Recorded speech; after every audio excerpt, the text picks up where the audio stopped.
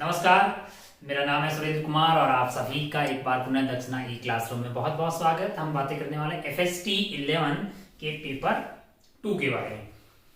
आइए देखते हैं पेपर 2 का क्वेश्चन नंबर 1।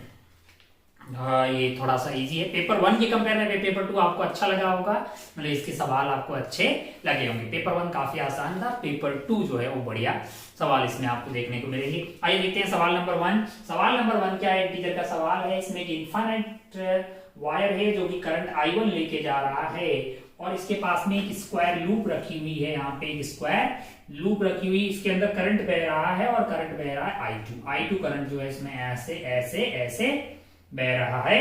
और ये वाली जो दूरी है ये 2a दिया हुआ है आपको, और आपको ये सवाल में बोला गया है कि इसकी साइड जो है वो भी 2a, और आपको उस पर लगने वाला नेट फोर्स के बारे में पूछा गया। ये आसान सवाल है, ऐसे सवाल आपने बहुत पहले ही किए होंगे। अब आप ध्यान से देखिएगा कि इस I1 के कारण यहाँ पे मैग्नेटिक फील्ड जो है वो अंदर की डायरेक्शन में आएगा।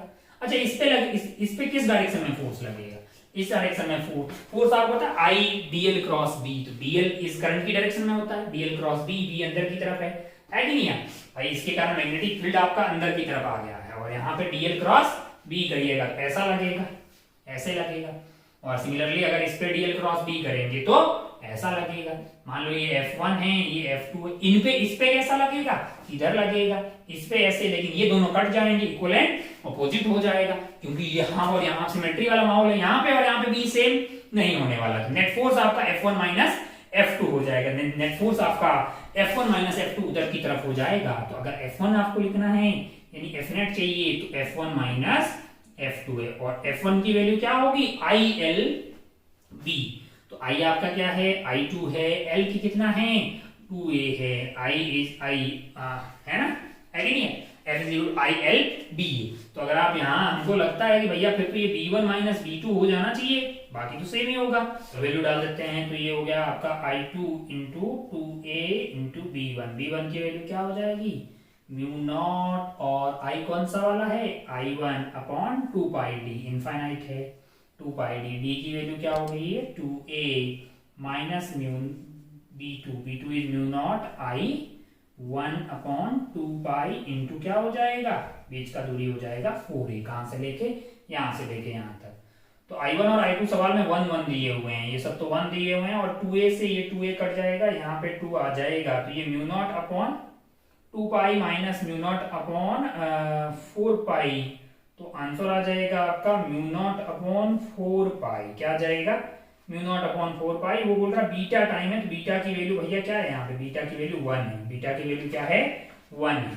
Beta find the value beta 1 हो गया। आइए आगे बढ़ते हैं सवाल नंबर 2 पे। आगे बढ़ते हैं सवाल नंबर 2 पे। क्या है सवाल नंबर 2? सवाल नंबर 2 काफी लेंथी है। सवाल नंबर 2 में आपको पहले पोटेंशियल निकालना होगा। इस तरह का एक हेमिस्फेरिकल सेल दिया हुआ है, और जहां पे आइटम को यहां से रिलीज किया जा रहा है। मान लो यहाँ पॉइंट P से किसी आइटम को रिलीज किया जा रहा है, जिसकी हाइट आपको R दिया हुआ है। फिर वो सेंटर पे आता है, और सेंटर से वो भागते भागते मान लो A वाले पॉइंट यहाँ चला जाता है, तब उसकी स्पीड पूछी है। यानी मान लो कि ये स्पीड V हो गई है, यहाँ पे आपको V0 दिया हुआ है, और यहां से रिलीज किया गया इनिशियल स्पीड क्या है? 0। जितनी पोटेंशियल एनर्जी कम हुई उससे काइनेटिक एनर्जी गेन हुई होगी। ये वाली बात आपको लगा के इसको सॉल्व करना होगा, लेकिन पहले आपको पोटेंशियल चाहिए होगा। मतलब पॉइंट P का पोटेंशियल कोई मुझे बता दे, मुझे पॉइंट O का पोटेंशियल बता दे और पॉइंट A का पोटेंशियल बता दे, तो बड़ा आसान है। पॉइंट O पे तो KQ/R यानी कि minus of GM divided by R आ जाएगा। P और A का निकालने के लिए आपको क्या करनी पड़ेगी? मेहनत करनी पड़ेगी। आप यहां से जाइएगा, जो है मान लो कि आप यहां से चले जाइए थीटा पे, और क्या कीजिएगा? एक d थीटा का एलिमेंट ले लीजिए, है ना। ये d थीटा हो जाएगा, ये लेंथ कितनी हो जाएगी? r d थीटा हो जाएगी। ये यहां से आपको एक रिंग मिल जाएगी। क्या मिल जाएगी? आपको रिंग मिल जाएगी। उसका क्या होगा आपके लिए? ये रेडियस हो जाएगा कितना? ये r है, ये r cos थीटा हो जाएगा, और ये वाला r sin थीटा हो जाएगा। तो यहां से जो टोटल दूरी है ये वाले पॉइंट की, ये कितनी हो जाएगी? मैंने कहा ये r plus r sin theta का square plus r cos theta का स्क्वायर का रूट लेंगे तो ये वाली दूरी पता लग जाएगी। और इस वाला जो यहाँ पे जो रिंग होगी उसका जो टोटल चार्ज हो, मतलब जो भी आप निकाल लेंगे वो तो मतलब जो भी मास होगा, अरे भाई टोटल मास m मान लीजिए, एरिया के कितना हो जाएगा 2πr², तो वहां से आपको सिग्मा मिल गया। सिग्मा इंटू क्या कर दीजिए, इसका एरिया कर दीजिए इस वाली रिंग का, तो इसका मास मिल जाएगा। कैसे मिल जाएगा, सिग्मा इंटू एरिया कितना होगा 2πr, यानी कि 2πr cos थीटा तो लेंथ हो जाएगी, इंटू r d थीटा मोटाई हो जाएगी, इंटू सिग्मा कीजिएगा मास dm आ जाएगा। उस dm की यहाँ से दूरी कितनी होगी, मैंने कहा वो इस डायगोनल के बराबर होगी, और उस डायगोनल की वैल्यू क्या होगी, मैंने कहा r plus r sin theta का square plus r cos theta का रूट लीजिए। वहां पे इस रिंग के आकार में आ जाएगा। फिर उसको इंटीग्रेट करेंगे कहां से कहां तक, मैंने कहा थीटा 0 से लेके पाई तक इंटीग्रेट करेंगे, तो यहाँ पे आपको मिल जाएगा v एट pa। सिमिलरली अगर आप ध्यान से देखिए, इसी रिंग के कारण मैं बात करूं तो यहां से ये जो दूरी होगी ये आपके लिए क्या है, ये r cos थीटा है, और ये वाला हो जाएगा r minus r sin theta, यानी sin थीटा। तो परपेंडिकुलर दूरी क्या हो जाएगी, r cos थीटा का square plus r minus r sin theta का स्क्वायर, दोनों को ऐड कर दीजिए, रूट ले लीजिए, ये आ जाएगा। यहाँ का सीधा आ जाएगा आपके पास potential scalar quantity directly add हो जाएगा। फिर आप इंटीग्रेट कर दीजिए, VA भी आ जाएगा, VP भी आ जाएगा। ये सॉल्व करने पे VA और VP जो आ रहा है वो हम बताए दे रहे हैं, क्योंकि फिर तो ये बहुत लंबा कार्यक्रम हो जाएगा, 2 ही सॉल्व करते बैठ जाएंगे। Minus of 2 GM divided by R plus root 2 GM divided by R, A आ रहा है, और सिमिलरली जो है B का P का आ रहा है। सॉल्व करने पे जो B है, A है ये वाला पॉइंट, इसका आ रहा है minus of root 2 GM divided by R। अब आप ध्यान से देखिए कि यहां से आने में क्या गेन किया इसने, काइनेटिक एनर्जी कितना गेन किया है, मैंने कहा हाफ m v नॉट का square is equal to u initial minus u final है। कितना पोटेंशियल एनर्जी कम हुई, मतलब वो आपका क्या हो जाएगा, मास इंटू vp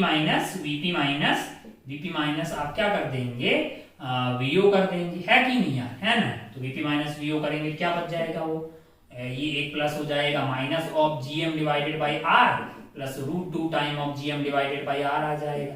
यहां से एक रिश्ता आ गया, यहां से v नॉट मिल जाएगा आपको। फिर क्या करिएगा आप, यहां से इसके बीच में आप क्या लगा देंगे, यहां से यहां तक काइनेटिक एनर्जी होगी आपकी half m v square minus half m v nought का स्क्वायर है। Kinetic energy change is equal to ui minus u final है। यहां से आपका m इंटू क्या हो जाएगा, v at centre minus v at a है, v एट सेंटर माइनस है v एट a, आपको पता है, मतलब ये m हो गया, और v एट सेंटर कितना है minus gm divided by r, और ये आपका va है तो ये आ गया minus gm divided by r, और माइनस माइनस प्लस हो गया है root 2 gm divided by r। अगर आप ध्यान से देखें तो ऊपर से v not half m v not की वैल्यू को उठा के यहाँ पे डाल दीजिए, सॉल्व करेंगे तो आपको क्या प्राप्त हो जाएगा, v प्राप्त हो जाएगा। और अगर आप ध्यान से देखेंगे तो रूट 2 टाइम ऑफ, वो आपको root 2 time of v nought आती हुई दिखाई देगी। आप कैलकुलेशन कर सकते हैं इक्वेशन 1 एंड 2 को देख के। तो मेन मुद्दा जो है आपके लिए ये प्राप्त करना, देन उसके बाद आगे का कैलकुलेशन करना तो बहुत ज्यादा टफ चीज नहीं है। तो root 2 time of v naught आ गया, तो आपको निकालना क्या है, root x time of v naught निकालना है। तो 2 वैल्यू आ गई x की, बहुत बढ़िया, बहुत शानदार। आइए आगे बढ़ते हैं, सवाल अच्छे हैं, पहला सवाल भी अच्छा, दूसरा भी अच्छा। आइए तीसरे पे बढ़ते हैं, तीसरा भी बेहतरीन सवाल। तीसरा, ये सब सारे कहीं ना कहीं आपने मतलब बहुत अच्छे सवाल अगर सॉल्व किए होंगे तो ऑलरेडी कहीं ना कहीं देख रखे होंगे। आइए बढ़ते हैं सवाल नंबर 3 पे। क्या है सवाल नंबर 3, जरा ध्यान से देखिए। थर्ड वाले सवाल में आपको क्या बोला गया है, थर्ड वाले सवाल में एक ऐसी प्लेट रखी हुई है, एक ऐसी प्लेट रखी हुई है, इसकी जो साइड्स हैं वो ए है, क्या है, ए है, और ये वाली ए है, मतलब इस पे चार्ज ऐसे रखा हुआ टक टक टक टक टक टक, ये ऐसा कार्यक्रम। और हुआ क्या है कि यहां से a/2 की दूरी पे, कितनी दूरी पे, a/2 की दूरी पे एक चार्ज q रखा हुआ है, ठीक है, a/2 की दूरी पे चार्ज q रखा। आपसे इस प्लेट के कारण इस वाले चार्ज पे कितना फोर्स लगेगा ये पूछा गया है, मतलब q इंटू इलेक्ट्रिक फील्ड। अब आप जानते हैं कि एक्शन रिएक्शन पे है, जितना ये इस पे लगा रहा था उतना ये इस पे लगा रहा हूं। एक तरीका ये कि आप यहां से y पे जाइए, एक रॉड ले लीजिए, यहाँ पे इलेक्ट्रिक फील्ड निकालिए, टाइम पास करिए। दूसरा है कि अल्टरनेट तरीका आप क्या कीजिए कि भाई इसके द्वारा कितना फोर्स लग रहा है उतना ही लगेगा जितना ये वाला इस पे लगा रहा होगा, है कि नहीं है। मैं इसको क्या कर रहा हूँ, छोटे छोटे छोटे छोटे बहुत सारे पार्ट्स में डिवाइड कर दे रहा हूं, बहुत सारे पार्ट्स में डिवाइड कर। एक छोटा सा पार्ट मैंने यहां से उठाया, मान लीजिए इसका एरिया AI है, क्या है, AI, ith पार्ट उठाया, उसका एरिया AI है, और यहां पे इसके कारण इलेक्ट्रिक फील्ड है, मान लीजिए EI, क्या है, EI। इन दोनों के बीच का एंगल क्या है, मान लो थीटा, मान लो क्या है, थीटा I। तो अगर आप ध्यान से देखें और मुझे अगर इसका सिग्मा पता हो, सिग्मा क्या है, लीनियर चार्ज डेंसिटी, मतलब सॉरी एरियल चार्ज डेंसिटी, जो कि क्या हो जाएगी, Q डिवाइडेड बाई A, और A है तो A स्क्वायर मीटर है, कूलम्स पर मीटर स्क्वायर हो जाएगी। तो क्या इस वाले के ऊपर लगने वाला फोर्स मैं लिख सकता हूं, हाँ, वो इधर की तरफ आएगा, वो कैसा आएगा, इधर आएगा। सिमेट्रिकली एक पॉइंट यहाँ पे भी होगा। मैंने कहा हाँ, इस वाले फोर्स जो डी एफ फोर्स आ रहा होगा, इसका एक हॉरिजॉन्टल कंपोनेंट आएगा, इसका भी एक हॉरिजॉन्टल कंपोनेंट आएगा, वो कट जाएगा, और जो वर्टिकल कंपोनेंट आएंगे दोनों के इस फोर्स के, वो ऐड हो जाएंगे, है कि नहीं है। तो हमारा इंटरेस्ट वर्टिकल वाले कंपोनेंट में, और वो वर्टिकल वाला कंपोनेंट होगा क्या, जरा ध्यान से देखिए। यहाँ का चार्ज कितना हुआ, आप बोलेंगे सिग्मा इंटू ए आई किया तो चार्ज आ गया, इंटू मैंने यहाँ का ई आई किया तो क्या आ गया, फोर्स आ गया, इंटू उसका कौन सा वाला कंपोनेंट किया मैंने, कोस थीटा वाला कंपोनेंट किया है, कोस थीटा आई। तो अगर आप ध्यान से देखिएगा, ये वाला जो फोर्स है डी एफ वाई वाला, और एक्स वाला कट गया सारा, हॉरिजॉन्टल वाला ये कंपोनेंट कट जाएगा सिमेट्री के कारण। अब मुझे जो है इसको इंटीग्रेट करके निकालना है। अगर आप ध्यान से देखिए तो आपका सिग्मा कांस्टेंट है, इसको आप बाहर ले आइए, अंदर की तरफ क्या बना है, इट इज बेसिकली इंटीग्रेशन बोलिए, सिग्मा बोलिए, जो भी है। आप ध्यान से देखिए तो वो लिखा हुआ है ए आई कॉस थीटा का इंटीग्रेशन करेंगे, ये तो फ्लक्स से लिखा हुआ भाई। अरे हाँ कि नहीं यार, ये आइटम क्या बन गया, ये वाला आइटम तो फाई बन गया ना यार। तो अगर आप ध्यान से देखें तो फोर्स आपके लिए आ जाएगा सिग्मा इंटू फाई, इसका इंटीग्रेशन। अरे भाई area into electric field into cos theta, छोटे एलिमेंट सबका सिग्मा करेंगे, नहीं सबका इंटीग्रेशन करेंगे तो वो तो फाई बन गया टोटल, ई इंटू ए इंटू कॉस थीटा, है कि नहीं यार। अब अगर आप ध्यान से देखें तो आप इस वाले क्यू के कारण इसके अंदर कितना फाई आएगा ये जानते हैं, क्यों, क्योंकि सिमेट्री के हिसाब से आप जानते हैं कि ऐसा क्यू बना सकते हैं, और टोटल आएगा क्यू बाई एप्सिलॉन नॉट, इसके अंदर वाले पार्ट में जाएगा क्यू बाई 6 एप्सिलॉन नॉट। तो फोर्स की वैल्यू यहां से अपने पास क्या आ जाएगी, सिग्मा की वैल्यू कितनी होगी लाला, Q divided by A square, और फाई की वैल्यू हो जाएगी क्यू बाई 6 एप्सिलॉन नॉट। तो अभी आपको क्या चाहिए, आपको यहां पे चाहिए के Q upon A square epsilon not है, एक्स की वैल्यू चाहिए। तो लाला एक्स की वैल्यू यहां से कितनी आ रही है, 6 आ जा रही थी। अच्छा सवाल है, काफी जगह ये पूछा भी गया है। दूसरा लेंथी तरीका हो सकता है कि आप रॉड ले लें फिर वहां से करें, बहुत ही लेंथी और घटिया तरीका माना जाएगा। खैर थर्ड वाला हो गया, आइए आगे बढ़ते हैं फोर्थ वाले सवाल। कौन से सवाल पे, फोर्थ वाले सवाल पे। सवाल में घोटाला लग रहा है हमारे हिसाब से, तो ये बोनस होना चाहिए, फिर भी देखते हैं क्या इंटेंशन था सवाल बनाने वाले का। मतलब फोटो गलत बनाया गया है इसमें, रियलिटी में सवाल मतलब सिंबल्स वर्सेस फोकल लेंथ तो फिर भी ठीक, लेकिन इसका फोटो गलत बना रखा है। मतलब इसको होना है ऐसा चाहिए कि पहले आपके पास एक कन्वर्जिंग वाला है, देन उसके बाद एक डाइवर्जिंग वाला है ना, देन उसके बाद सब जो है वो यहां पे जो है ना 2f, ये कन्वर्जिंग होना चाहिए। फोटो में इसको डाइवर्जिंग बना रखा है। फिर क्या होना चाहिए, ये डाइवर्जिंग होना चाहिए। यहां से ऑब्जेक्ट आपका आ रहा है कि ऐसे आ रहा है इंफिनिटी से, इसकी फोकल लेंथ अगर 2f है तो ये कहां पे जाके मतलब वो होने वाला था, ये यहां पे, ये वाली दूरी f है, ये वाली दूरी f है। तो ये जो रेज हैं जो टेक्निकली ऐसे जा रही थी, तो अगर आप ध्यान से देखें तो इनको जाना कहां पे, यहां पे जाना था, मतलब है ना, क्योंकि इसका फोकस कहां पे होगा, 2f पे होगा, है कि नहीं यार। लेकिन बीच में ये आ गया। अब इसके लिए अगर आप ध्यान से देखें तो ये इसकी फोकल लेंथ f ही है, तो ये फोकस पे जा रही थी, तो कैसी हो जाएगी, हॉरिजॉन्टल हो जाएगी, है कि नहीं यार, है ना। अब फिर से वही रिपीट टेलीकास्ट हो रहा है। ये वाला क्या करने वाला है, आपके सवाल में फोटो गलत, इसको भी वो बना रखा है, मतलब डाइवर्जिंग, फिर तो हो ही नहीं पाएगा। अब आप ध्यान से देखिएगा, मान लो सवाल ऐसा है, अरे है ना, तो अब आप ध्यान से देखिएगा होगा क्या कि ये इसको यहां तक, यहाँ पे क्या लगा हुआ, इससे आगे फिर से एक ऐसे लगा होगा, फिर से एक ऐसे लगा होगा, फिर से अगर ये ऐसे लगा होगा तो क्या होगा, जरा ध्यान से देखिए। ये जो है वो यहां से मतलब इसकी फोकल लेंथ तो 2f है, यहां पे जाने का विचार था इसका, टक टक टक टक, है ना लाला। ये यहां से ऐसे टक टक टक यहां जाने का विचार था, लेकिन जा नहीं पाएगी क्योंकि इसकी फोकल लेंथ तो आपको f दी होगी, तो ये ऐसे हो जाएगी, है कि नहीं यार। तो अगर आप ध्यान से देखें, एक पेयर मिलके क्या कर रहा है भाई, ये वाली विड्थ आपकी d थी, है ना, तो ये आधी हो जाएगी अगर आप ध्यान से देखिए तो। ये वाली d थी तो ये वाली आपके लिए क्या हो जाएगी, d/2 है ना, क्योंकि ये इसके फोकस पे जाती हुई आपको दिखाई दे रही थी। तो हमको ऐसा लगता है भाई साहब कि अगर आप ध्यान से देखें, इन दोनों ने मिलके, यहां पे इसकी d थी, यहां पे क्या हो गई आपके पास d/2, क्योंकि ये d/2 थी, ये इसका आधा हो जाएगा सिमेट्री के हिसाब से, है ना, तो d/2 हो जाएगी। फिर ये दोनों मिलके क्या कर देंगे, d/4 कर देंगे। मतलब एक दो लोगों का एक पेयर है ना, वो आधा कर दे रहा है। फिर अगला पेयर जो है वो d/2 का आधा, यानी d⁻2। तो ये भाई साहब बोल रहे हैं कि 8 है ना, 8 है, मतलब कितने पेयर हुए, 4। मतलब क्या आना चाहिए, d को क्या कर देंगे, दोनों ने किया d/2, 2⁻1, तो वो हो जाएगा 2⁻4 है। हमको लगता है इसका आंसर फिर 4 होना चाहिए। मतलब इसने क्या दिया, 8 दिया, तो इसको वो करना चाहिए, 16 होने चाहिए थे फिर तो, है ना, है कि नहीं।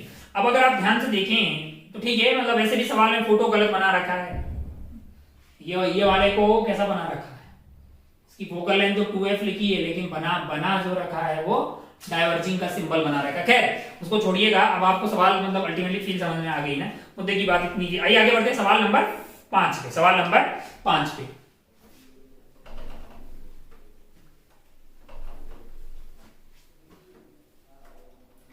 सवाल नंबर 5 क्या है, जरा ध्यान से देखिए। सवाल नंबर 5 है, two objects are moving in same direction collide inelastically and कुल मिला के बाद ऐसा है, एक का मास m है, एक का मास क्या है, nm है। इसकी रफ्तार अगर u है तो इसकी रफ्तार सवाल बोल रहा है nu है। क्या है, nu है। इसमें भी शायद सवाल के आंसर ठीक से नहीं आ रहा है, ऐसा कुछ है। और इनका परफेक्टली इलास्टिक कोलिजन हो रहा है, तो दोनों लोग साथ में जाएंगे भाई, n+m इंटू m हो जाएगा, रफ्तार क्या हो जाएगी, v हो जाएगी। तो अगर आप ध्यान से देखें तो एक तो pi equal to p final use करेंगे तो क्या आपको v नहीं मिल जाएगा, आपको v क्या मिल जाएगा, mnu plus mnu divided by आपके पास क्या आ जाएगा, n+1 इंटू m आ जाएगा। क्या आप इसकी काइनेटिक एनर्जी लिख पाइएगा, इसकी काइनेटिक एनर्जी क्या होगी, हाफ n+1 m v², यानी ये वाली v का स्क्वायर यहाँ पे कर दीजिए, ये क्या आ रही है आपके पास, आप m को उड़ा दीजिए, यानी कि m उड़ गया है, तो आपके पास क्या आ रही है, nu, और nu यानी कि 2nu डिवाइडेड बाई n+1 है कि नहीं है, इसका स्क्वायर कर दीजिए। तो ये आपके पास जो फाइनल काइनेटिक एनर्जी है वो 50% है किसकी, इनिशियल की।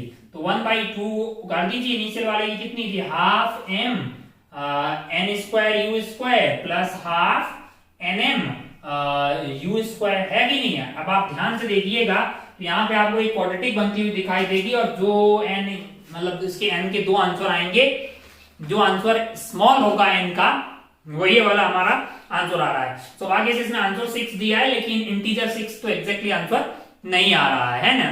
तो आप समझ गए कि कुल मिलाकर जो टेक्निकली कहना क्या चाह रहा है, यहाँ पे एक क्वाड्रेटिक बनेगी n की, वो तो आप बना के आराम से निकाल ही सकते हैं, और उसका जो सॉल्यूशन आएंगे, दो सॉल्यूशन आएंगे, उसमें से जो स्मॉल सॉल्यूशन होगा वही आपका आंसर हो जाएगा। फिर अगर सवाल में ऐसा मेंशन होता है कि नियरेस्ट इंटीजर में बताएं, तो फिर हम सवाल पता करते कि नियरेस्ट इंटीजर क्या है। आप समझ रहे हैं ना, इसमें जो आंसर 6 दिया है वो इस क्वाड्रेटिक से आंसर 6 नहीं आएगा, कुछ आएगा 6 मतलब 6 नहीं आ रहा, उसके आसपास का आ रहा है, ठीक है। तो आप समझिए मुद्दे की बात इतनी थी, शायद तो सवाल में अधूरा सा है या पता नहीं, जो भी है सही सवाल क्या होना चाहिए, इसके दो सॉल्यूशन आएंगे, दोनों में से जो स्मॉल होगा उसका क्या कर दीजिए, नियरेस्ट इंटीजर निकाल दीजिए, वही इसका टेक्निकली सही आंसर होना चाहिए। 5वें के बाद आगे बढ़ते हैं 6वें सवाल पे। 6वां एकदम लल्लू सवाल है, वो आपसे होना चाहिए, मतलब ये 5th वाला भी आसान था, इसमें कुछ ज्यादा दम नहीं था वैसे। आइए आगे बढ़ते हैं, जरा ध्यान से देखिए 6th वाले में क्या है, जरा ध्यान से देखिए। 6th वाले में क्या है कि एक इस तरह का डिस्क है, ठीक है, ये एंगल 30 वाला फिर बाद में काट दे रहा है। तो अगर आप ध्यान से देखिए 30 कितने 30 into 12 360 डिग्री होता है। तो अगर आप मास का देखें तो इसका मास आएगा m/12, और टोटल मास अगर m है, टोटल मास अगर इसका m है भाई साहब, इस एक्सिस के और आई आप बड़ा आसानी से लिख लेते हैं, क्या होता है भाई, mr²/2 है ना। और हम पहले ही प्रूव कर चुके हैं, आपने पढ़ा होगा कि वो भाई साहब मतलब अगर यूनिफॉर्म डेंसिटी और पिज्जा का इतना पार्ट हो, ये एंगल अल्फा हो, मान लो ये एंगल अल्फा हो, मास m है और रेडियस r है, आई जो है वो mr²/2 ही आएगी, जो भी इसका मास है, मतलब m' mr²/2 आएगा, ये एक्सिस के अबाउट। इस बात पर डिपेंड नहीं करेगा कि अल्फा क्या है, टी&सी अप्लाई, यूनिफॉर्म वो होना चाहिए सरफेस डेंसिटी, है ना, जो भी। तो अब अगर आप ध्यान से देखें तो I directly proportional to m आ गया है आपके पास, पहले तो m था, अब बचा कुचा इसको काट दोगे तो बचा कुचा क्या होगा बे, m- m minus m by 12 है, तो बाद का जो i डैश आएगा that is m minus m by 12, 11 m by 12 आ जाएगा। तो रेशियो ले लीजिए भाई, i divided by i dash is equal to क्या आ रहा है आपके पास 12 बाई 11 आ जा रहा है। क्या क्या निकालना है आपको? आपको निकालना है कि भाई साहब जो नया वाला है the moment of inertia of remaining part of disc about same axis is 11 by I dash की वैल्यू आ रही है आपके पास 11, i डिवाइडेड बाई 12 है और 12 को अच्छा वो 3 इंटू एक्स लिख रहा है इसको, 12 को लिख दो भाई 3 इंटू एक्स, एक्स की वैल्यू 4 आ गई है, वो 11 है ना, अरे है कि नहीं यार, एक्स की वैल्यू क्या आ गई आपके पास यहाँ पे सॉल्व करके 4 आपके पास जो है आंसर आ जाएगा, इसका 4 ही दिया है तो ठीक है टेक्निकली। आइए आगे बढ़ते हैं सवाल नंबर 7 की तरफ, सवाल नंबर 7 की तरफ, इसका आंसर 4 ठीक दिया हुआ है। सवाल नंबर 7 पे चलिए, सवाल नंबर 7 क्या है? सवाल नंबर 7 जरा ध्यान से देखिए, लल्लू सवाल है। यहां पे आपके पास एक 2 kg का ब्लॉक रखा हुआ है और यहां से पुली से होते हुए अच्छा यहाँ पे कितने केजी का है? 3 kg का, फिक्सर भी नहीं है, फिक्स है ये, 10 मीटर की लंबाई है ये वाली, 10 मीटर की लंबाई, और ये भाई साहब जो है वो धरातल से कितने ऊपर हैं? 5 मीटर की हाइट पे है, ठीक है। इनको रिलीज कर दिया गया, क्या कर दिया गया? रिलीज कर दिया गया। तो आपसे ये बोला कि जो 2 kg वाला ब्लॉक है वो इस पुलिया से जब जाके टकराएगा तो कितना वक्त लगेगा, ये वक्त के बारे में बातें कर रहा है, ठीक है। आगे कुछ लिखना चाह रहा है लाला, जो भी है हम वक्त निकाल रहे हैं, हम सवाल में ये समझ में आ रहा है कितना वक्त की बात कर रहा है। ए लाला, जब तक ये टच करने के बाद सवाल में बोल रहा है कि ये टप्पा खा के ऊपर नहीं कूद रहा है, कुछ नहीं हो रहा है, ये स्लैक हो जाएगा, टेंशन खत्म हो जाएगा। टच करने तक 5 मीटर चलेगा, तब तक इसकी एक्सेलरेशन ए होगी और इसकी एक्सेलरेशन भी ए होगी। नीचे 30 खींच रहा है और इसे रोकने वाला कोई नहीं है, समझदार आदमी है। आप एक्सेलरेशन क्या हो जाएगी? 30 डिवाइडेड बाई टोटल मास कितना है लाला? 2 + 3 यानी 5, यानी कि एक्सेलरेशन आ जाएगी 6 मीटर पर सेकेंड स्क्वायर। तो ये 5 मीटर आगे आएगा, तब तक इसकी एक्सेलरेशन कितनी रहेगी? जो है वो 6 मीटर पर सेकेंड स्क्वायर है। तो t1 टाइम लग गया, s = ut + half at square, 5 = ut + half at square, 6 × t1 का स्क्वायर, ओहो 3 आ गया है भाई साहब। t1 की वैल्यू आ गई है √5/3, क्या आ गई है? √5/3। ये 5 मीटर। अब इसके बाद क्या होगा? मैंने कहा इसके बाद आते आते इसके पास एक रफ्तार आ गई होगी और फिर तो कोई फोर्स ही नहीं है भाई साहब, मस्त होके जा रहे होंगे उतनी रफ्तार से।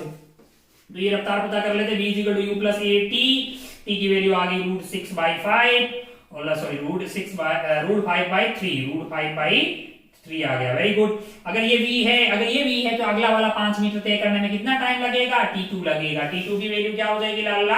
5 डिवाइडेड बाई रफ्तार, कितनी रफ्तार है आपके पास? 6 और ये √5 है, ऊपर √3 है, तो ये अगर आप ध्यान से देखिए तो ये आपका हो गया है √5 और ये कितना हो जाएगा?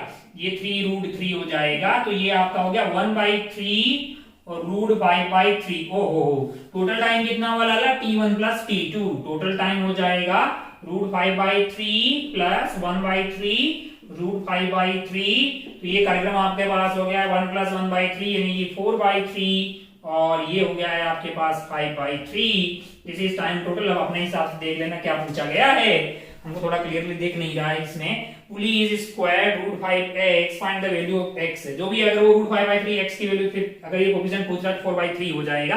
उम्मीद है कि आपको सवाल समझ में आ गया। हमको लगता है टेक्निकली ये बोनस टाइप का हो रहा है, कुछ होता हुआ दिखाई दे। सही आंसर इसका ये आ जाएगा। चलिए आगे बढ़ते हैं। अपन सवाल नंबर जो है ये आपका था सवाल नंबर 7। आइए आगे बढ़ते हैं सवाल नंबर 8 की तरफ। कौन से सवाल की तरफ? सवाल नंबर 8 की तरफ।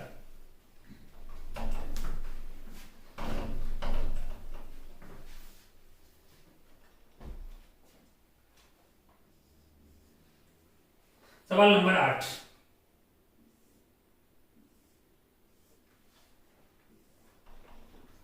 सवाल नंबर 8। अब आप ध्यान से देखिएगा, जिसमें क्या है कि आपसे क्या पूछा गया है, जरा ध्यान से देखिए। ओहो, यहां से कुछ दूरी पे, कितनी दूरी पे? स्लिट 1 के सामने ये 1 सेंटीमीटर है, ये 0.5 सेंटीमीटर। यहाँ पे एक सोर्स, कहां पे? यहाँ पे एक सोर्स है, यहाँ से कुछ दूरी पे, और वो क्या है कि यहाँ से d/2 दूरी पे होगा, और क्या होगा क्योंकि स्लिट के सामने। मान लीजिए ये वाली दूरी कितनी है? x है, ये वाली दूरी कितनी है? x है। तो लाइट जो है, अच्छा सर अब सेंट्रल मैक्सिमा जो है वो ऊपर की तरफ शिफ्ट हो जाए, क्योंकि यहां से जो लाइट पहुंचेगी वो यहां से, अगर आप यहाँ देखेंगे तो एक लाइट जो है वो यहां से ऐसे जाएगी ड्रॉ, एक यहां से ऊपर वाली ज्यादा चली जाएगी। ऊपर शिफ्ट होगा तभी ना डेल्टा एक्स 0 होगा। ड्र, तो ये लाइट ऊपर गई यहाँ पे, और दूसरी जो लाइट यहाँ से जाने वाली है वो है यहाँ से ड्र ऐसे और ऐसे जाने वाली। इन दोनों का डेल्टा एक्स यहाँ पे क्या हो जाए, 0 हो जाए, तभी आपको क्या क्या मिलने वाला है, यहाँ पे आपको क्या मिल जाएगा, सेंट्रल मैक्सिमा। अगर आप ध्यान से देखिए इन दोनों के बीच का डेल्टा एक्स जो है वो अगर इन दोनों के बीच में डेल्टा एक्स के बराबर हो जाए, अरे भाई यहाँ पे ये लीड कर रहा है और यहाँ पे ये लीड कर रहा है, दोनों का लीड बराबर हो जाए, डेल्टा एक्स क्या आ जाएगा, 0 आ जाएगा। इनमें इनके बीच का डिफरेंस तो होता है D sine theta D tan theta. ये वाली दूरी अगर y है तो वो D sine theta D tan theta हो जाएगा, यानी कि dy बाई डी आ जाएगा, dy बाई डी आ जाएगा। अरे डेल्टा एक्स आ गया ना। और यहाँ का अगर आपको डेल्टा निकालना है, यहाँ का डेल्टा अगर आपको निकालना है तो ये वाली दूरी डी हो गई है, ये निकालना है तो ये वाली वैल्यू आपके लिए हो जाएगी ओहो D square plus x square minus क्या हो जाएगा, माइनस अगर आप ध्यान से देखें तो ये तो एक्स ही चला है, ये एक्स हो जाएगा। अगर आप ध्यान से देखिए मैंने अगर एक्स को यहाँ पे कॉमन ले लिया है तो ये वैल्यू हो जाएगी आपके पास D square by X square plus 1 और ऊपर 1/2 पावर थी मैंने नीचे उतार दिया, बहुत छोटा है, -1, तो ये खत्म हो गया लाला। ओहो ये हो गया है D square upon 2x, D square upon 2x is equal to dy by D है, तो यहां से ये कट गया है। y की वैल्यू आपके पास अगर आप ध्यान से देखें, y की वैल्यू अगर आप ध्यान से देखें तो वो आ रही है डी अपॉन 2x आ रही है। हमें क्या निकालना है, हमें dy बाई dx निकालना है, dy बाई dt निकालना है, dy बाई dt तो रफ्तार हो जाएगी नहीं क्या, सेंट्रल मैक्सिमा की क्या हो जाएगी, वो रफ्तार हो जाएगी। तो डिफरेंशिएट करिएगा तो ये हो जाएगा डी अपॉन 2 और 1/x का integration minus 1/x square into dx by dt। Value डाल दीजिए लाला, स्मॉल डी दिया होगा, कैपिटल डी दिया होगा, ओहो x दिया होगा, सारी वैल्यू डालिएगा। सारी वैल्यू अगर आप डाल देंगे तो आपको आंसर आता हुआ दिखाई देगा। कैपिटल डी की वैल्यू क्या है सवाल में, जो भी वैल्यू दी है सारी, बस ध्यान रखना कि जब इसको आप मतलब ये पता है, ये पता है, ये पता है, ये पता है, ये भी पता है कि ये इधर की तरफ की कितनी रफ्तार से जा रहा है, कितनी रफ्तार से जा रहा है सवाल के हिसाब से 1 mm पर सेकेंड। जब आप इसको सॉल्व कर रहे हैं तो ये वैल्यू आपके लिए आती हुई दिखाई दे रही है 0.02 mm पर सेकेंड है। तो ये सारी वैल्यू आपको डाल देनी है, मतलब ये वाला इधर की तरफ जा रहा है तो आपको ये पता करना है y में वेरिएशन कितना होगा। अरे भाई y की हाइट पे तो है ना आपके पास क्या है, सेंट्रल मैक्सिमा है। तो ये सवाल नंबर 8वां था। आइए आगे बढ़ते हैं सवाल नंबर 9 की तरफ। कौन सा सवाल, सवाल नंबर 9, जरा ध्यान से देखिए क्या है सवाल नंबर 9।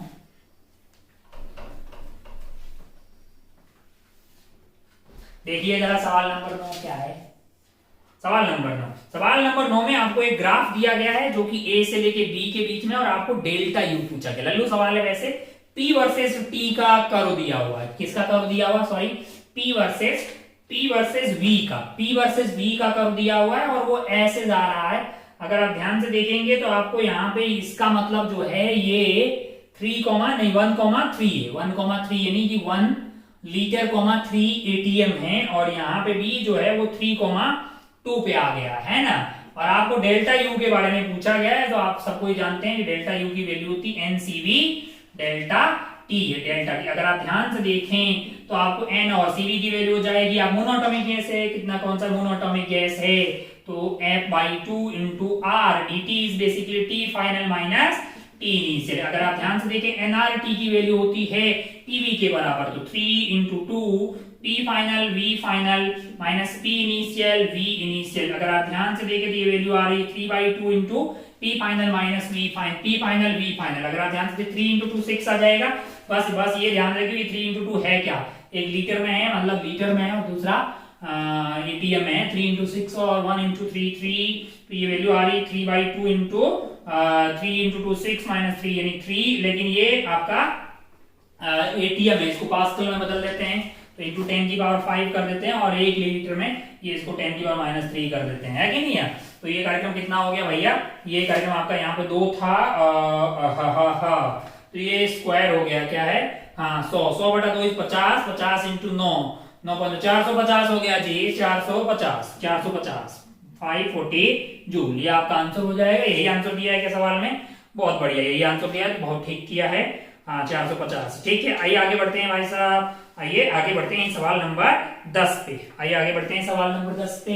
9 वाला आसान सवाल था, बस आपको थोड़ा सा यूनिट्स को सही से पुट करना था, है ना। चलिए देखते हैं सवाल नंबर 10 क्या है। सवाल नंबर 10 में दो बॉल है, रत्ती सवाल, दो बॉल है, एक यहाँ पे बॉल रखी हुई है, एक यहाँ पे बॉल रखी हुई है, रेडियस r1 दिया है, रेडियस r2 दिया है, बीच में एक बैटरिया लगा रखी है, उसका ईएमएफ कितना है, ई है। मान लो कि इस पे चार्ज Q1 आ गया, इस पे चार्ज क्या आ गया है, Q2 आ गया है। ऐसा तो सवाल में है ना यार। R1 की वैल्यू 3 सेंटीमीटर दी है, R2 की वैल्यू दी है और बीच की दूरी दी है। इन दोनों के बीच की दूरी आपको कितनी दी है सवाल में, वो आपको कैपिटल R दी है और उसकी वैल्यू भी दी हुई है। Electric force between the balls is this. अच्छा, आपको क्या निकालना है, उन दोनों के बीच का फोर्स निकालने का पूछा जा रहा है। अगर आप इस पे चार्ज Q1 इस पे Q2 है और छोटी सी बॉल्स है तो फोर्स की वैल्यू हो जाएगी K Q1 Q2 by R square. ये निकालना है भाई साहब। इसके लिए Q1 और Q2 का पता होना चाहिए। तो Q1 और Q2 कहां से प्राप्त होंगे, मैंने कहा अगर आप ध्यान से देखिए, इसका पोटेंशियल V1 है, इसका पोटेंशियल अगर V2 है तो V1 माइनस V2 किसके बराबर होना चाहिए, E के बराबर। V की वैल्यू क्या होगी, मैंने कहा K Q1 by R1 minus K Q2 by R2 is equal to E है। एक रिश्ता आ जाएगा। दूसरा ये है कि Q1 और Q2 जो है इनिशियली जीरो थे, तो Q मतलब टोटल चार्ज पहले जीरो था तो बाद में भी जीरो होना चाहिए। ये और ये इक्वेशन सॉल्व करेंगे तो क्या मिल जाएगा आपको, Q1 एंड Q2 मिल जाएंगे। यहाँ पे रखिएगा Q1 इंटू Q, K पता है, R दिया है, सब वैल्यू डालना, वैल्यू के साथ जो आंसर दिया है, जो तुम सही से कैलकुलेट करेगा वही आपका आंसर आ जाएगा। इसको सॉल्व करने पे जो आंसर आ रहा है वो आपको आ रहा है force is equal to something into y into 10 की पावर 9 और y की वैल्यू आ रही है। ये फोर्स जो है वो y इंटू 10 की पावर माइनस 9 के फॉर्मेट में आ रहा है और y की वैल्यू आ रही है, न्यूटन की बात करें तो 0.44 इंटू 10 की पावर माइनस 9 न्यूटन। बहुत बढ़िया, बहुत शानदार हो। ये था सवाल नंबर 10। आइए आगे बढ़ते हैं सवाल नंबर 11 पे। क्या है सवाल नंबर 11, जरा ध्यान से देखिए, जरा ध्यान से देखिए। यहाँ पे एक लूप रखी हुई है जिसका चार्ज आपको दिया हुआ है प्लस लैम्डा कूलम पर मीटर और इसका रेडियस r है और इसके अंदर एक और लूप है जहां पे मैग्नेटिक फील्ड चेंज हो रहा है और वो इसका रेडियस a है। और अगर आप ध्यान से देखें तो बेसिकली सवाल जो है टेक्निकली वो है इंड्यूस इलेक्ट्रिक फील्ड का। यहाँ से इलेक्ट्रिक फील्ड आ जाएगा, यहाँ का जो इस पे क्या लगा रहा होगा, फोर्स लगा रहा होगा और उसका सेंटर के बहुत टॉर्क आ रहा होगा, उसको रोक के कौन रख रहा होगा, फ्रिक्शन का टॉर्क रख रहा होगा। दैट्स ऑल, मतलब सवाल इतना ही है। तो हमारा कार्यक्रम, हमारा कहना है कि भाई यहाँ पे पहले इलेक्ट्रिक फील्ड पता कर लीजिए। तो E into 2πr must be equal to D phi by D T. Phi की वैल्यू क्या होगी, मैंने कहा भाई साहब हो जाएगी पाई ए स्क्वायर इंटू कितना दिया हुआ भाई साहब, B not into T square, B not into T square, B हो गया और एरिया है पाई ए स्क्वायर। अरे भाई पाई एरिया इंटू ये हो गया, इसको डिफरेंशिएट करिएगा तो आपके पास आ जाएगा 2 pi A square B not into T. यहां से अगर आप ध्यान से देखिएगा तो E की वैल्यू आ जाएगी 2 pi A square B naught T divided by 2 pi R. अगर आप ध्यान से देखें यहाँ पे एक छोटा सा पार्ट आप कंसिडर करेंगे तो यहाँ पे आपके पास जो है इस वाले पार्ट का DQ देख लेते हैं। DQ पे ये फोर्स लगाएगा कितना, DQ की वैल्यू हो जाएगी आपके पास लेमडा इंटू अगर आप ध्यान से देखें मतलब छोटे छोटे DQ पे सब जगह लग रहा होगा DQ इंटू और उसका टॉर्क, लेकिन उसके टॉर्क की डायरेक्शन सेम होगी। इस DQ इंटू E पे मान लो ऐसा इलेक्ट्रिक फोर्स लग रहा है, उसके कारण इंटू R कर देंगे तो टॉर्क आ जाएगा और वो टॉर्क सब सेम डायरेक्शन में। तो टोटल DQ का इंटीग्रेशन करेंगे QE आ जाएगा और Q की वैल्यू आपके पास क्या होगी, वो होगी लैम्डा इंटू 2 पाई R। इतने पे इंटू इलेक्ट्रिक मतलब जो है आपके पास Q into E into total torque जो है ना, वो Q की वैल्यू होगी Q लैम्डा 2 पाई R और E की वैल्यू होगी 2 pi A square B naught T upon 2 pi R और ये फोर्स इंटू आर कर दिया तो टॉर्क आ गया, that must be equal to mu M G is the force और टॉर्क है आपके पास आर। टॉर्क की वैल्यू क्या है वहां पे, आर है। अच्छा भाई साहब बहुत बढ़िया, बहुत शानदार। वो हो तो 2 पाई आर से 2 पाई आर कट जाएगा, ये वाले आर से ये वाला आर कट जाएगा। लेमडा आपको कितना दिया हुआ है सवाल में, लेमडा आपको दिया हुआ है 4 एंड अगर आप ध्यान से देखें तो ये 2 हो गया है और पाई की वैल्यू पाई रखते हैं। ए की वैल्यू कितनी दी हुई है आपको, 5 सेंटीमीटर है तो 25 अपॉन 10 की पावर 4 हो जाएगी। बी नॉट की वैल्यू आपको 125 दी हुई है इंटू आपके पास टी आ जाएगा, that is equal to mu M G और म्यू की वैल्यू है आपके लिए पाई बाई 4। म्यू की वैल्यू है पाई बाई 4, एम की वैल्यू है 4 और जी की वैल्यू है 10 है। एम की वैल्यू है 4 और जी की वैल्यू है आपके लिए 10। बहुत बढ़िया, बहुत शानदार। हो तो अगर आप ध्यान से देखें ये पाई से ये पाई की बत्तियां गोल हो जाएगी और क्या करना है अपने को, ये 4 से ये 4 खत्म हो जाएगा और ये जो 10 की पावर 4 है वो इधर जाके 10 की पावर 5 हो जाएगी। और यहाँ पे अगर आप ध्यान से देखिएगा तो ये हो गया है आपके पास 50, है ना। 50 इंटू 4 हो गया आपके पास 200, है ना। 200 और तो टी अगर आपको निकालना है तो वो हो जाएगा 10 की पावर 5 डिवाइडेड बाई 200 इंटू 125 हो गया है। तो 200 के 2 मिनटे से 2 मिनटे काट दीजिए, कोई ऊपर 1000 बचा है। कितना बचा है? 1000 बचा है। और ये आपके पास कितना हो गया है? 250। क्या हो गया है? 250। तो ये कार्यक्रम हो गया है आपके पास 4। आंसर क्या आ गया है इसका? आंसर आ गया है 11 वाले का 4। 11 वाले का आंसर क्या आ गया? 4। भाई ने कितना दिया? 8। 4 आ रहा है। अरे ठीक है, t इजिकल टू 4 सेकेंड पे ये चलना स्टार्ट कर देगा। आइए आगे बढ़ते हैं सवाल नंबर 12 पे। सवाल नंबर 12 पे 11 ये हो गया है। आइए आगे बढ़ते हैं सवाल नंबर 12।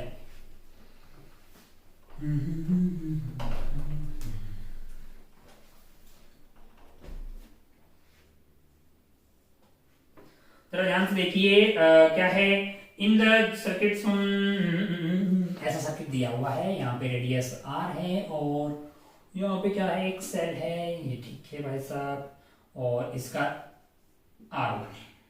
अच्छा, यहाँ वोल्ट मीटर लगा रखा, बहुत बढ़िया।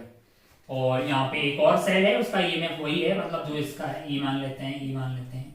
और ये आर है। बोल रहे हैं कि इनकी रीडिंग ये है। पहली बात बताइए करंट आपका जाएगा कैसे? मैंने कहा ऐसे।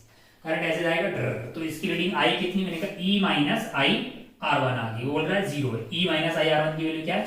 0 है। और दूसरा जो है ये तो 0 हो गया, बचा बचा बचा कुचा कौन बचा? ये है कि नहीं?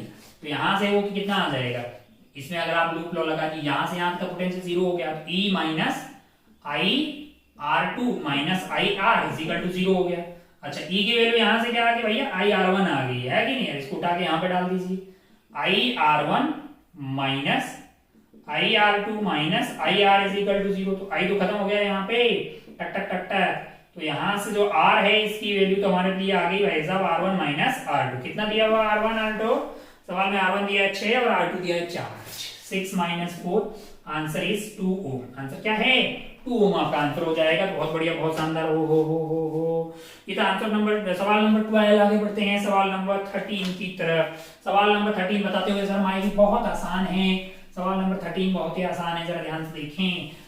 सवाल नंबर 13 में क्या है कि ऊपर वाला जो है, अगर आप ध्यान से देखिएगा, यहाँ पे एसी का सोर्स लगा रखा है। क्या लगा रखा है? एसी का सोर्स लगा रखा है। और I1 जहां पे जा रहा है, यहाँ पे है आपके पास एक कैपेसिटर और यहाँ पे है एक रेजिस्टर, है ना। यहाँ पे XC हो गया और ये R हो गया। और जो I2 जिसमें जा रहा है, इसमें क्या है? इसमें एक इंडक्टर है और एक R लगा हुआ है कि नहीं है? ये आपका इंडक्टर हो गया, इसका एक्सएल हो जाएगा। इस वाले केस में कौन लीड कर रहा हो? इंडक्टर में पोटेंशियल लीड करता है। इंडक्टर की बात करेंगे तो ये आपका आई हो गया। इसमें ऐसे कितना आगे होगा? वो हो जाएगा थीटा एक्सएल डिवाइडेड बाई, मतलब tan inverse of XL by R. और अकेला अगर आर होता तो ये पीछे की तरफ होता है, आई है कि नहीं है? मतलब पोटेंशियल पीछे की तरफ होता है, आई आगे रहता है। कितना एंगल रहता है? tan inverse of XC by R. ये सब बेसिक बातें हैं, आपने पढ़ी होगी। कहां पे? ये कहां पढ़ी होगी लाला आपने? ये पढ़ी होगी आपने इसमें पढ़ी होगी। और कहां पढ़ी होगी? तो आपसे क्या पूछा भैया? आपसे पूछा phase difference between I1 and I2। Phase difference between I1 and I2। अब आप ध्यान से देखिएगा, ध्यान से आप देखिएगा, दोनों के बीच का फेज डिफरेंस आपको कितना आता हुआ दिखाई देगा। पहला गलत है भाई, दूसरा गलत है, तीसरा ऑप्शन बोल रहा है tan inverse of XL by R plus tan inverse of XC by R है। हाँ तो ठीक तो है। ये आपका एक्सएल हो गया, ये एक्सी हो गया। दोनों से ही तो आपको क्या मिल जाएगा? दोनों के बीच का फेज डिफरेंस मिल जाएगा। एक आगे है और एक पीछे है उतने से, तो दोनों के बीच का डिफरेंस जो है इनका सम आ गया, थर्ड वाला। आइए आगे बढ़ते हैं लल्लू से सवाल के बाद एक और लल्लू से सवाल। 13 के बाद में आया है 14 वाला सवाल। 14 क्या है? ध्यान से देखिए। 14 इज बेसिकली यहाँ पे आपके पास लगा डर। ये जो है भाई साहब, इनका रेडियस है A, 2A, 3A, Q, 2Q, 3Q, है ना। यहाँ पे स्विच लगा हुआ है। कहां पे स्विच लगा हुआ है? यहाँ पे एक स्विच लगा हुआ है। और एक स्विच कहां पे लगा हुआ है? यहाँ पे लगा हुआ है। यहाँ पे एक स्विच लगा हुआ है।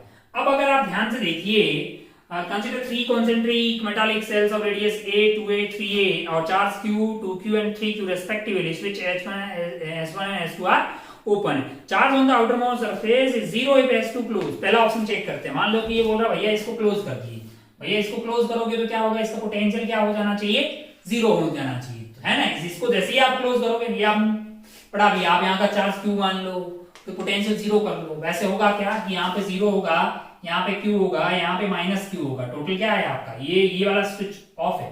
यहाँ पे आपके पास जो है टोटल चार्ज 2Q ही रहना चाहिए. यहाँ पे 3Q आ जाएगा, यहाँ पे अंदर की तरफ माइनस 3Q आ जाएगा, सॉरी 3Q और माइनस 3Q, और यहाँ पे बाहर की तरफ 0 आ जाएगा. ये वाला कहां से कार्यक्रम हुआ, ये अर्थिंग के कारण हुआ यहाँ पे. तो अब आप कमेंट करना चाहें तो charge on the outer most surface is 0 if S2 is close. सही बात है पहली वाली. Charge on the outer most surface is 0 if both switch है S1 S2. दोनों करके देख लीजिए, आपको यहाँ का तो 0 मिलेगा क्योंकि पोटेंशियल 0 करना है ना बाहर वाले पे. बोल रहा है charge on the outer most surface is 3Q if only S1 is close. मैंने कहा गलत बात. Charge on the inter most surface is 0 on S2 close. अब S2 को क्लोज कर दीजिए, यहाँ तो वैसे भी 0 आने वाला है. आप करके देख लीजिए, जहां पे आप क्लोज कर रहे हैं वहां पे क्या हो जाएगा, वहां पे पोटेंशियल 0 हो जाएगा. बाकी जगह आप मतलब जो है Q1 Q2 मान लीजिए, है कि नहीं. टोटल चार्ज जो कनेक्ट नहीं हुआ है उसका टोटल चार्ज जो पहले था वही बाद में रहेगा. ये बहुत ही आसान सा सवाल है. आइए आगे बढ़ते हैं. सवाल नंबर 14 के बाद सवाल नंबर 15 पे. सवाल नंबर 15 पे क्या है, सवाल नंबर 15 जरा ध्यान से देखिए. 15 भी आसान सवाल है. 15 में क्या है जरा ध्यान से देखिए.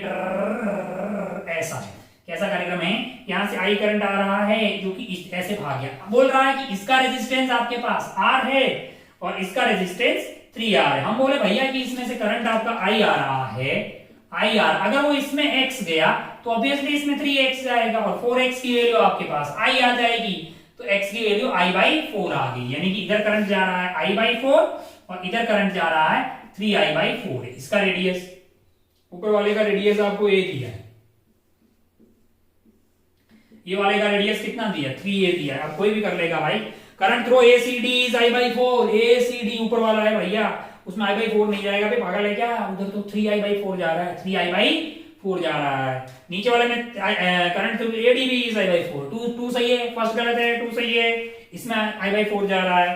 बोल रहा है मैग्नीट्यूड ऑफ B है, B बाई निकालना है ना, तो म्यू नॉट I अपॉन पूरे के कारण क्या होता है, अगर एक ऐसी लूप है, करंट I जा रहा है, रेडियस R है, सेंटर पे होता है mu naught I upon 2R. अगर आधा है, यही आधा है, तो यहाँ पे आधा कर लीजिए और 2 से डिवाइड कर दीजिए, 4R आ जाएगा. जैसे इसके कारण निकालना है तो म्यू नॉट I की वैल्यू खुद ही की कितनी है, 3I/4 है, डिवाइडेड बाई 4R, और R की वैल्यू A है. तो ये वैल्यू आ जाएगा 3 mu naught I upon 16A. 3 mu naught I upon 16A आ जाएगा. सिमिलरली अगर इसके कारण निकालना है, इसके कारण निकालना है तो म्यू नॉट और I की वैल्यू हो जाएगी I/4 है ना, अपॉन डिवाइडेड बाई 4R है. R की वैल्यू कितनी है, 3A है. तो ये आ जाएगा आपके पास mu naught I divided by 4 या 12 इंटू 4 48A है कि नहीं यार. Mu naught I upon 48A है. तो आप ध्यान से देखेंगे तो जो 2, 3 एंड 4 है उसमें तीनों ऑप्शन जो है करेक्ट हो गया, फर्स्ट गलत है. तो 2, 3, 4 आपका आंसर हो गया. 15 के बाद आइए आगे बढ़ते हैं 16 वाले सवाल पे. क्या है 16 वाला सवाल, मोजले लॉ की. सिंपल सा सवाल है, मोजले लॉ की ऊपर मतलब मोजले लॉ इसमें यूज करेंगे तो बड़ी आसानी से आप निकालेंगे. क्या होता है Moseley law, root B is equal to A into Z minus B है, रूट ऑफ ए. कौन सा सवाल था भाई, सवाल नंबर 16. सवाल नंबर 16 में अपन जानते हैं कि root of frequency is equal to A into Z minus B. A की वैल्यू अलग अलग आती है, बी की वैल्यू 1 आती है, और ए की वैल्यू नहीं निकाल सकते हैं इसमें, हालांकि अल्फा की बातें हो रही है. और एफ को अपन क्या लिख सकते हैं, v बाई लेमडा है. तो यहाँ से एक बात साफ साफ दिखाई दे रही है कि 1 by root lambda is directly proportional to Z minus 1 है कि नहीं यार, है ना. 1 by lambda is directly proportional to Z minus 1 का होल स्क्वायर, जेड माइनस 1 का होल स्क्वायर. तो अगर आपको क्या निकालना है, अगर आपको जेड निकालना है किसका, इम्प्यूरिटी 1 का. इम्प्यूरिटी 1 का मतलब आपको लेमडा का रेशियो दिया है सवाल में. सवाल में बोला है कि lambda of Z upon lambda of impurity 1 is equal to 4 है. और ये वैल्यू अगर आपको दिया है, इसका क्या मतलब है, इसका ये मतलब है भैया कि 1 by lambda is Z minus 1. तो लेमडा ऑफ अगर आप Z divided by lambda of impurity 1 करिएगा तो ये वैल्यू हो जाएगी आपका जेड इम्प्योरिटी 1 का Z minus 1 upon Z minus 1 का आपके पास जो है z माइनस 1 का स्क्वायर आ जाएगा, है कि नहीं, ये वाला ratio that is equal to 4/1 है ना। एक रिश्ता तो ये आ गया आपके पास। दूसरा रिश्ता क्या बोला गया है आपको, क्या बोला गया है, lambda z divided by lambda 2 जो है, lambda z divided by lambda 2 जो है, तो यहाँ पे आपके पास क्या हो जाएगा, z2 minus 1 divided by z minus 1 का होल स्क्वायर आ जाएगा। ये वैल्यू कितनी दी हुई है लाला, ये वैल्यू कितनी दी हुई है आपको, ये वैल्यू आपको सवाल में 1/4 दी हुई है। अब आप ध्यान से देखिएगा ना, तो देखो z1 z का square is equal to 4/1, z2 minus 1, तो यहाँ से मतलब ये 2/1 हो जाएगा, 2/1 हो जाएगा। यहाँ से अगर आप ध्यान से देखिएगा तो z1 minus 1 upon z minus 1 is equal to 2 आ गया है, z माइनस 1 सॉरी ये क्या था, z1 था, इज इक्वल टू 2z, ये z1 था माइनस 2 है। तो अगर आपको यहाँ से z1 चाहिए तो हो जाएगा वो 2z minus 3, 2z minus 3। z1 की वैल्यू क्या आ गई आपके लिए, z1 की वैल्यू आ जाएगी कैलकुलेशन देख लीजिए, अरे माइनस 1 नहीं है, माइनस 1 इधर जाके प्लस माइनस 1 हो गया, प्लस 1 हो गया, 2z माइनस 1 आपको ऑप्शन 1 में दिखाई देगा। सिमिलरली फिर आप 2 का भी नहीं निकाल सकते हैं, एटॉमिक नंबर ऑफ सेकेंड। अब इसको सॉल्व कर लो, z2 आ जाएगा, बहुत ही खत्म केस का सवाल है। तो आंसर आपके इसके सही हो जाएंगे 1 एंड 3 है। 16 के बाद आगे बढ़ेगा 17 वाले पे नहीं, बिल्कुल बढ़ना चाहिए। आइए आगे बढ़ते हैं सवाल नंबर 17 पे। क्या है सवाल नंबर 17, जरा ध्यान से देखिए।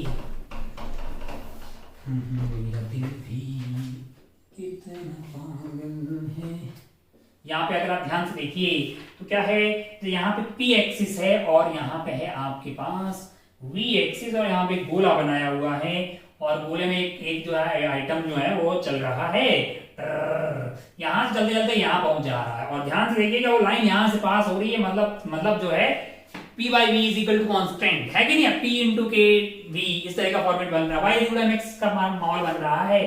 यहाँ पे पॉइंट ए है इनका और यहाँ पे पॉइंट सी। उम्मीद है कि आपने सवाल पहले पढ़े हैं, सब कुछ आप पहले पढ़ के रखे, सवाल सिर्फ मुद्दे की बात करने आते हैं हम यहाँ पे।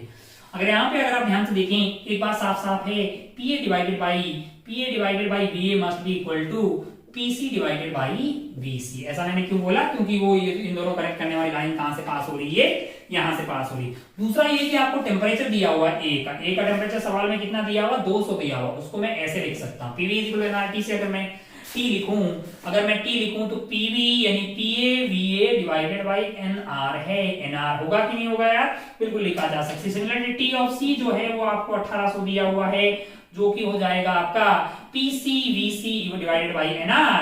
अगर आप इन दोनों का रेशियो ले लें, ये बटा ये कर लें तो 1/9 आ रहा होगा आपके लिए, 1/9 आ रहा होगा। PA VA divided by PC VC, PA VA divided by 1/9 आ रहा, बहुत बढ़िया, बहुत शानदार हो।